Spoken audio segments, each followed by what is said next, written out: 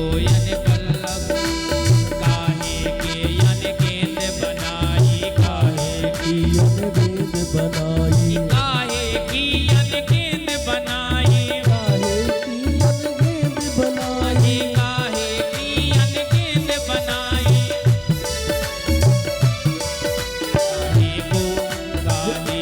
जय हो। काहे को बल्ला लायो नी मेरू छोटो सो कन्हैया।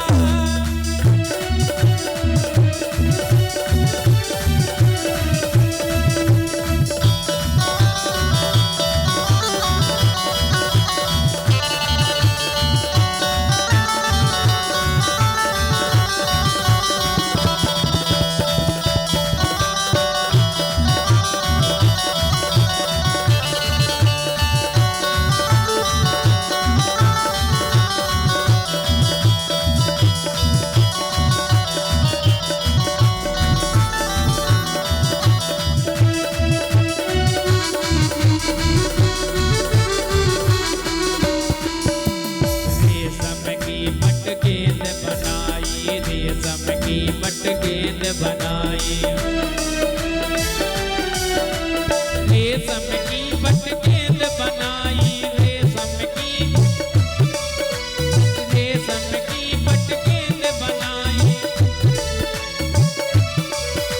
रेशम की हाँ पट गेंद बनाई, चंदन को लायो बल्लारी मेरे छोटो कन्हैया। मेरे छोटो सो कन्हैया। श्री राधे जय हो।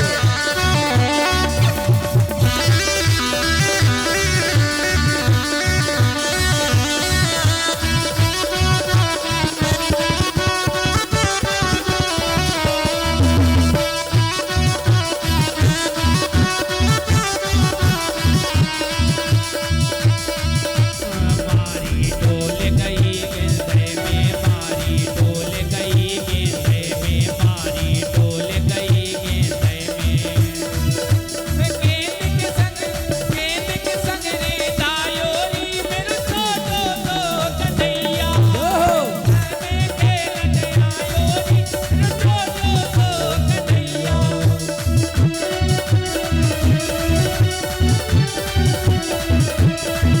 मेरो छोटो सो कन्हैया, मेरो छोटो सो कन्हैया, मेरो छोटो सो कन्हैया, मेरो छोटो सो कन्हैया। काली दे में खेलने आयो नी मेरो छोटो सो कन्हैया।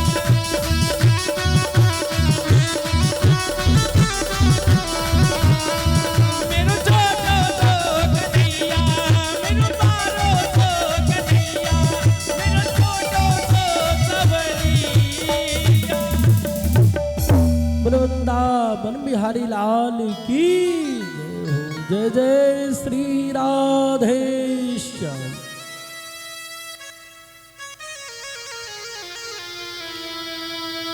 श्री राधे।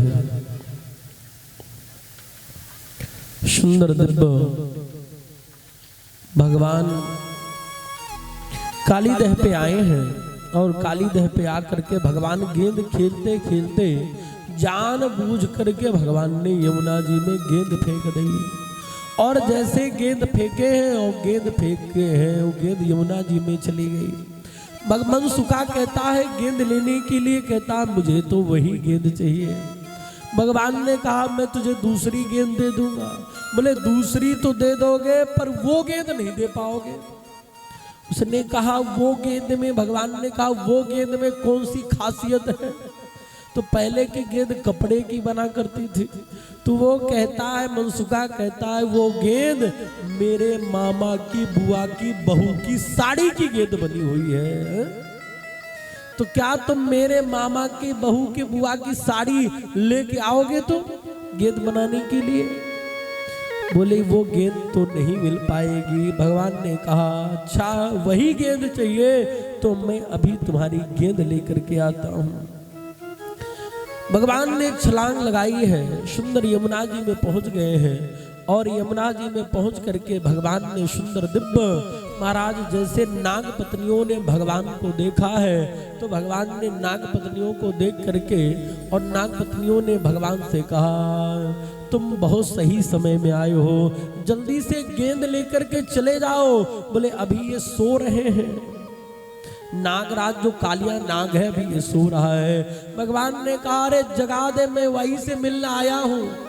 बोले तुम जल्दी से चले जाओ, उनके बारे में जानते नहीं हो, बहुत विषैले हैं, तुम्हें डस लेंगे। क्योंकि नाग पत्नियां भी भगवान इतने सुंदर है कि जिस जो देख ले सो मोहित हो जाए है? इतने प्यारे हैं। तो नाग पत्नियां भी देख करके मोहित हो रही, कह रही तो आप वापस चले जाओ, नहीं नाग राजा जग जाएंगे। भगवान ने कहा जल्दी जगह, मैं वहीं से मिलने के लिए आया हूँ। और महाराज वहीं पर नाग के पूंछ के पास में ही गेंद पड़ी हुई थी। भगवान ने गेंद उठाया और नाग के पूंछ में महाराज जोरदार छलांग लगाई है। महाराज उसकी पूंछ दबी, वो तिल मिला करके महाराज सोता हुआ अपने नाग के अपने फन फैला करके बैठा। 101 फन थे महाराज। अरे ये तो 101 फन वाला था, भगवान तो 1000 फन वाले के ऊपर सोते हैं, ये तो छोटा ही मोटा है। तो भगवान ने तुरंत उसने देखा और जैसे देखा वो समझ गया, कहा ये कंस का शत्रु है, और तुरंत उसने अपने पास में भगवान को जकड़ लिया। भैया नाग का पास बड़ा खतरनाक होता है, सर्प टूट जाएगा तो टूट जाएगा, पर पास जल्दी अपनी इच्छा के बिना छोड़ेगा नहीं। रामावतार में यही तो हुआ, राम जी को नाग पास में बांध दिया। जब बांध दिया तो फिर गरुड़ जी को आना पड़ा छुड़ाने के लिए। तो नाग का पांस जो है तो साधारण नहीं है महाराज। पर भगवान भी यहाँ भगवान कहते हैं मैं भगवान हूँ। रामावतार में भगवान ने ये नहीं कहा कि मैं भगवान हूँ, मैं दशरथ नंदन हूँ। वाल्मीकि रामायण में आता भगवान ने सिर्फ ब्रह्मा जी ने भगवान कह के पुकारा है। जब भगवान का जाने का समय हुआ, रावण मर गया, तब भगवान राम जी को भगवान कह के पुकारा गया। जब तक रावण जिंदा था तब तक राम जी को भगवान नहीं कहा है। वाल्मीकि रामायण में सिर्फ ब्रह्मा जी तब कहते हैं कि आप भगवान हैं, क्योंकि रावण को वरदान था मैं तो मनुष्य के हाथ से ही मरूं। इसलिए भगवान एक बार भी नहीं कहा कि भगवान है। पर यहाँ तो श्याम सुंदर हर जगह कहते हैं कि मैं भगवान हूँ। तो ये भगवान बने थे, तो जैसे उसने जकड़ा भगवान ने अपने शरीर को बढ़ा दिया। जैसे बढ़ाया तो पांस ढीला पड़ गया। भगवान जंप किए और जैसे छलांग लगा करके कालिया नाग के मस्तक पे नाचने लगे। जो फन उठाता है उसी में मारा कुचल देते हैं, इधर उठाता फिर कुचल देते हैं। सूरदास जी क्या कहते हैं, तांडव गत मुंडन पर नाचत गिरधारी।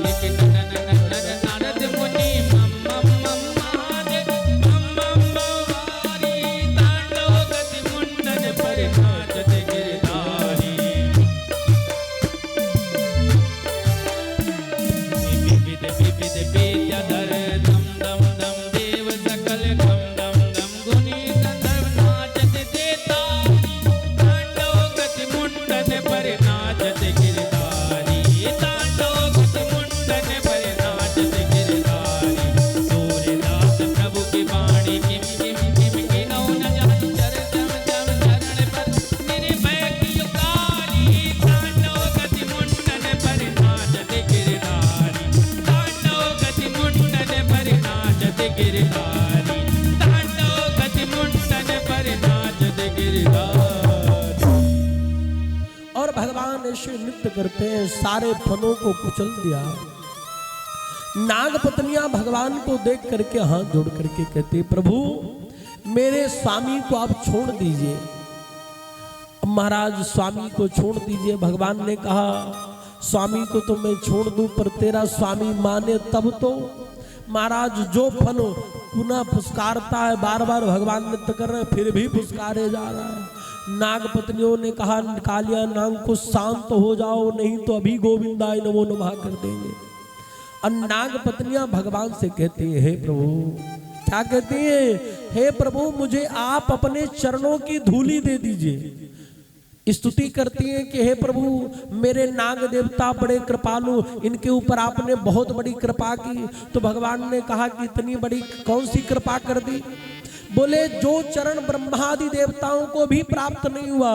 ब्रह्मा जी सतत आपका चिंतन करते हैं, भगवान शिव जी सतत आपका चिंतन करते हैं, और शिव जी हमेशा राम राम कहते हैं, फिर भी चरण प्राप्त नहीं हुए। क्या मिला? बोले, आपके चरणों तक प्राप्त हुआ, चरणों का जल गंगा जी रूपी प्राप्त हुई, पर आपके चरण प्राप्त नहीं हुए। राजा बलि ने सर्वस्व दे दिया, फिर भी आपने राजा बलि के मस्तक पे एक चरण रखा, पर मेरे स्वामी ने न जप किया न तप किया, कुछ भी नहीं किया। मेरे स्वामी के ऊपर आपने दोनों चरण कमल रख दिए, ये कृपा नहीं तो क्या है? भगवान प्रसन्न हो गए, बोले कुछ मांगना हो तो मांग लो। उन्होंने कहा, मैं मांगना चाहती हूं, बोले अपने चरणों की धूली दे दीजिए। अब भगवान जल में है, नाग पत्नियां बड़ी होशियार है महाराज। अब भैया जल में जो व्यक्ति रहेगा तो गीले में धूली थोड़ी ना मिलेगी, धूली कहाँ मिलेगी? धूली तो नीचे मिलेगी। तो इशारे से कहना चाहती कि प्रभु आप नीचे आ जाइए और अपनी धूली मुझे दे दीजिए। भगवान नीचे आए, कालिया नाग में पुनः फुसकारा, और फुसकार करके महाराज पुनः फुसकारा। भगवान ने कहा, देख लो देवियों, अभी भी ये नहीं मान रहा है। और नाग पत्नियों ने कह दिया, पति प्राण प्रदीयताम, मेरे पति के प्राण मुझे लौटा दीजिए। भगवान ने कहा, देखो देवी अभी नहीं मान रहा। कालिया नाग ने कहा, प्रभु एक बात बताइए, हमें किसने बनाया? भगवान ने कहा, हमने बनाया। बोले, हमारे मुख में विष किसने दिया? भगवान ने कहा, हमने दिया। कालिया नाग ने कहा, विष की जगह कहीं अमृत दे दिए होते तो घर घर हमारी भी तो पूजा होती। भगवान ने कहा, तुम्हारे लिए मैंने रमण द्वीप बना रखा, साउथ अफ्रीका तरफ खूब नाग पाए जाते हैं। बोले, महाराज तुम्हारे लिए हमने रमण द्वीप बना रखा है, तुम चले जाओ। कालिया नाग ने कहा कि आपका वाहन गरुण है, गरुण रोज सर्पों को खा जाता है, यहाँ पर नहीं आता श्रापवश। भगवान ने कहा, अब हमारे चरण की मोहर लग गई तुम्हारे मस्तक पे, इसलिए अब काल गरुण तुमको नहीं खाएगा। क्यों? क्योंकि कुत्ते दो प्रकार के होते हैं, एक पालतू एक फालतू है। फालतू कुत्ते को तो सब डंडा मारते हैं, पर जो पालतू होता है उसको नहीं मारते। क्यों? क्योंकि इसको मारेंगे तो इसके स्वामी से उलझना पड़ेगा। इसलिए बोले, अभी तक तुम फालतू थे, अब जो है तो हमने अपने चरण रूपी मोहर लगा दी है, इसलिए अब तुम पालतू हो गए, गरुड़ तुम्हें नहीं खाएगा। कालिया नाग का उद्धार किया, यमुना जी को शुद्ध किया, और महाराज सुंदर दिव्यांगे ग्रीष्म ऋतु आई है, प्रलंबासुर का वध किया। शरद ऋतु आई है, गोपियों ने सुंदर भगवान को आते हुए देखती हैं और सुंदर बांसुरी बजाते हैं भगवान। आगे चल करके भगवान ने चीर हरण लीला की है। हेमंते प्रथमे मासी नंद ब्रज कुमारिका, चेरुर्हविष्यं भुंजानः कत्यार्चनमृतम्। महाराज गोपियों ने भगवान को प्राप्त करने के लिए चीर हरण लीला की। महाराज सुंदर कत्यायनी मैया का व्रत करती हैं। कत्यायनी महामाये महायोगिन नधीश्वरी, नंद गोपसुतम देवी पतिम में कुरते नमः। पर ये एक अपराध कर रही क्या? बोले, वस्त्र विहीन होकर के स्नान करती हैं। भगवान आए हैं कि जिन इनको वस्त्रों का हरण किए, गोपियों को उपदेश दिया कि देखो, सरोवर में वस्त्र विहीन होकर के नहीं स्नान करना चाहिए। तुम वरुण देवता का अपमान कर रही हो, सूर्य देवता का अपमान कर रही हो।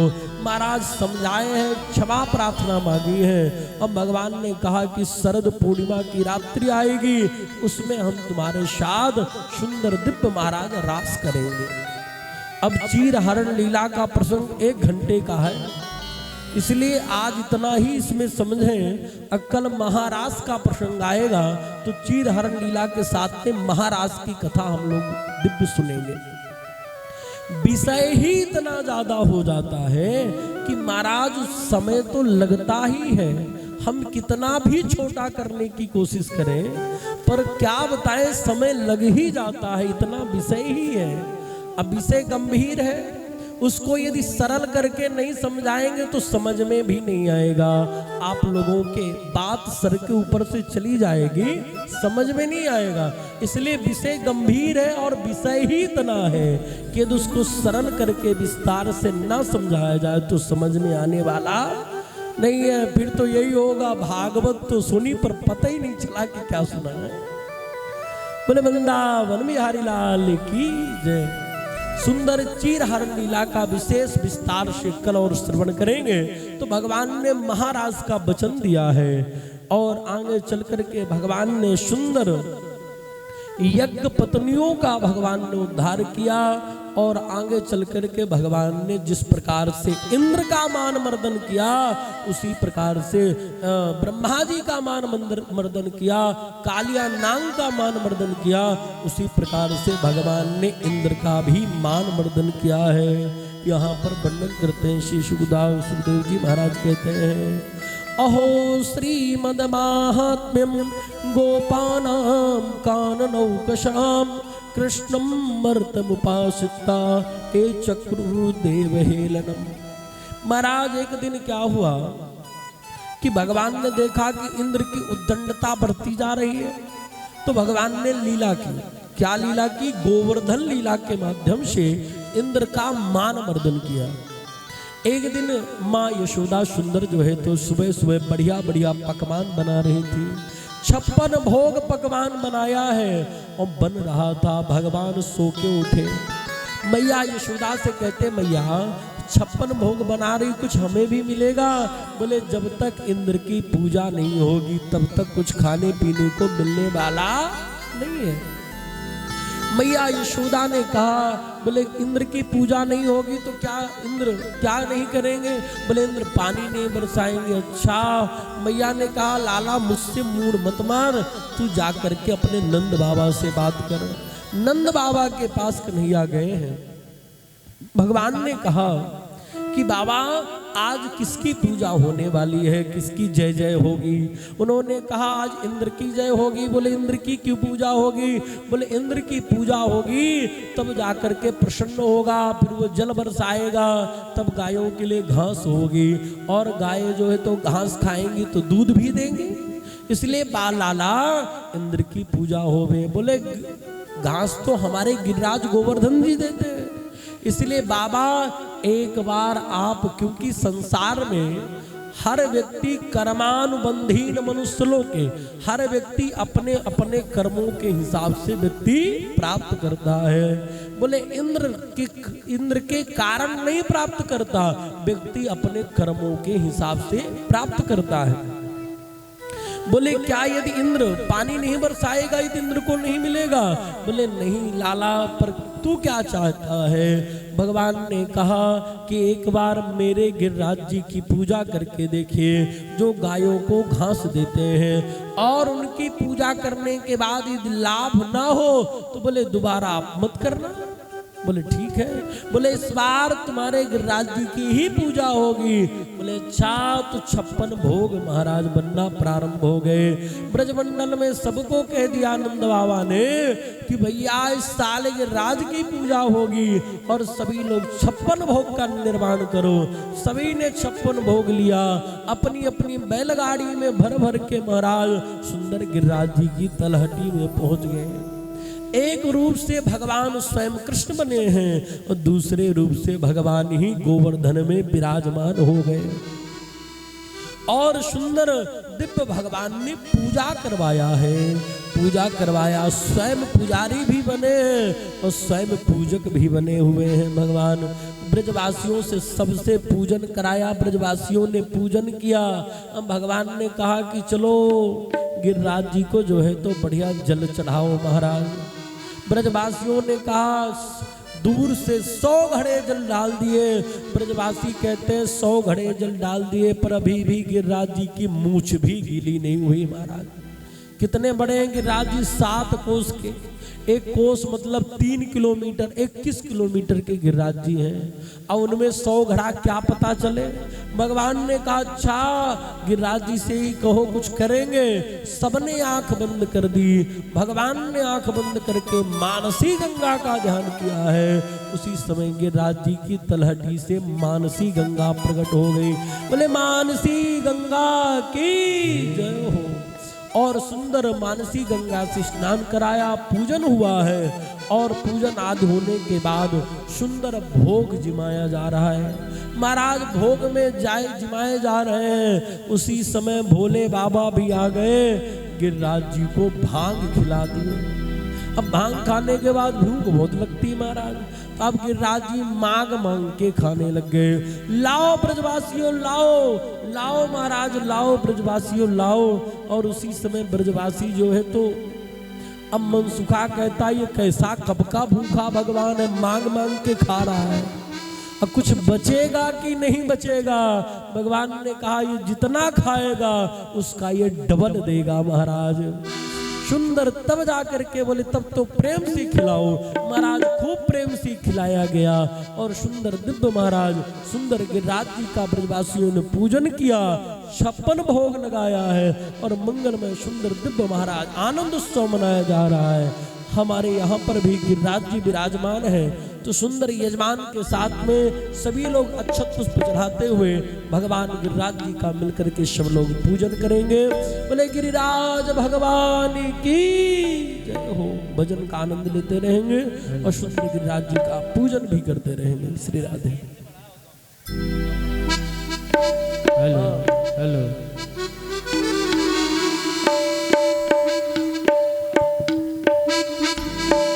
अर्पण करके तन मन धन, चलो चले सब गोवर्धन।